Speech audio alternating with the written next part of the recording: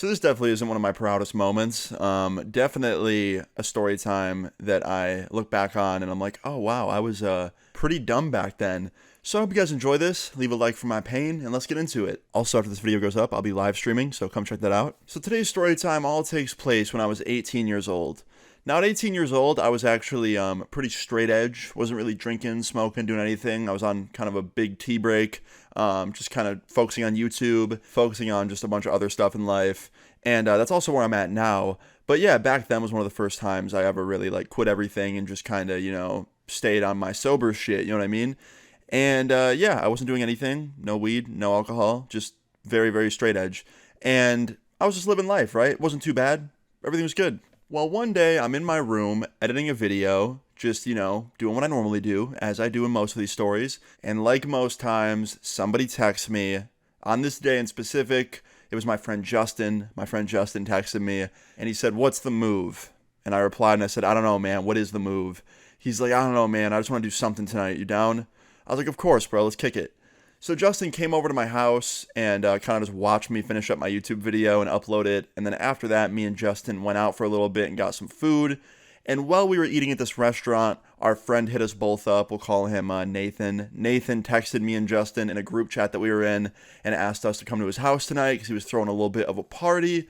And as always, we were down for that because why the fuck not, man? We had nothing else going on. So yeah, like an hour later, we end up at Nathan's house. He was throwing this party. We didn't really know anyone there. It was a bunch of people from his college, and we didn't go to his college, so we didn't really know any of them. But it was still a fun party. Got to meet some new friends. There was a couple people there that we knew, so that was cool. And yeah, overall, the first like hour, 2 hours of the party were really, really fun and nothing really out of the ordinary, right?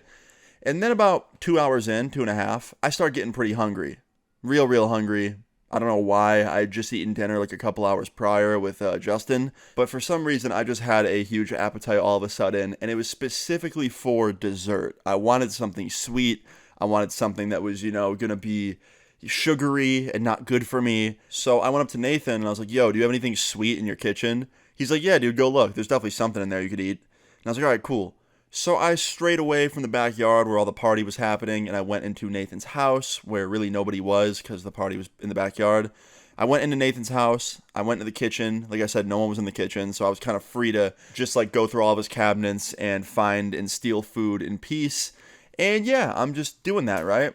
And I go through like 2 cabinets, nothing really there, just a bunch of baking stuff. And then I find this one cabinet that has a bunch of homemade sweets. Now, Nathan's mom was like a very, very talented baker. She like won competitions and shit. She'd make the best cookies, best brownies ever. And when I saw these, I was like, holy shit, these are Nathan's mom's sweets. Like, I want to eat these right now. And I start eating them without any hesitation, without any question. I just start eating these fucking sweets with no second thought. And I can't lie. They tasted a little bit funny. Like the first one I ate, I was like, okay, that kind of tasted weird, but you know what? I'm thinking too hard about it. It's probably just some like stale taste because they've been in the cabinet all day. And then as I'm eating them, I start to realize the funny taste that I'm tasting tastes kind of like weed.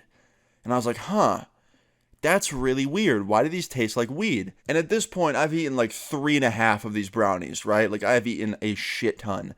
And I look down and I'm looking at it, but I still don't think that it's an edible because like they were clearly Nathan's mom's signature homemade brownies and cookies that were in this cabinet. So like I knew that they weren't edibles because Nathan's mom doesn't make edibles. So I keep eating them without second thought. I was like, you know what? It's just, I don't know. Like I'm thinking too hard. It's probably fine, right? So I end up eating fucking 5 of these goddamn brownies. And I go out to the backyard when I'm done with the brownies to hand out to my friends because I know they probably want some too. And as soon as I walk outside, Nathan's right by the sliding glass door. And Nathan sees me with the big tray of brownies and cookies. And he's like, "Oh, I see you found the edibles." And immediately my heart just sank. And I looked at him and I was like, "What?" He goes, "Yeah, man, my mom and me collabed on some edibles tonight for the party." And I was like, "These have weed in them?" He goes, "Yeah, how much did you eat?" I was like, Nathan, and I set them down and I grabbed my hands, I put them on his shoulders. I'm like, "Nathan, I ate fucking 5 of them. I'm gonna die." He's like, "Dude, chill. You're not gonna die. There's not that much weed in them. Like, I didn't put that much in." I was like, "Nathan, no, dude, I ate 5. Like, no, I'm gonna die. why didn't you tell me you had edibles in the kitchen? I said I wanted something sweet, not weed. He's like, dude, I didn't know you'd find them. I put them on like the top shelf of the cabinet. I thought you were gonna go in the fridge and like grab something out of the fridge or something. Like, I didn't know you were gonna eat those. I was like, bro, you should have warned me. And as I'm talking to him, I start getting real nauseous, like super, super sick to my stomach. And immediately I have to lean over the porch and throw up because the thought of eating 5 edibles made me want to throw up. And I'm glad that it did, because I don't even want to know how I would have felt with all 5 of those in my stomach all night. So after I threw up, the entire party laughed at me because, I guess it was embarrassing for me to throw up in front of everyone. I don't know. I didn't really care. And after that, I just went over to the bonfire and I sat down, and Nathan and Justin were just sitting there at the bonfire with me, kind of watching me because, like, they didn't know how I was going to feel, even though I threw up. Because I don't think I puked out all of the edibles, and there was probably at least a couple in my stomach. And about 30, 40 minutes later, it started to kick in a little bit. I was feeling a little bit, not good. Definitely nauseous again. Definitely very stoned. Very, very, like, spacey. Was also getting a little bit lightheaded, so I was drinking some water at the fire with them. And, they were just kind of keeping an eye on me, like good friends. And, like, 30 minutes later, it got even stronger, and the nausea turned into vomiting again. I was throwing up again. Didn't feel very good doing that, but luckily that got the rest of it out of my stomach. But yeah, it felt like the whole world was spinning. Like I was dizzy, nauseous, way too stoned, like uncomfortably high. And my friends were all just kind of watching me closely that night to make sure that I didn't get too sick. But luckily, after about 2 hours, I started to feel, okay again. And I was kind of able to enjoy the rest of the party without, freaking out super hard. I was definitely still really, really stoned, but the nausea and the lightheadedness kind of wore off, which was good. And the rest of that night, I was just really, really high, just kind of roaming around, like just giggling and being stoned, basically. So that was good, but the story doesn't end there. I ended up going to bed at Nathan's house. I fell asleep on his couch.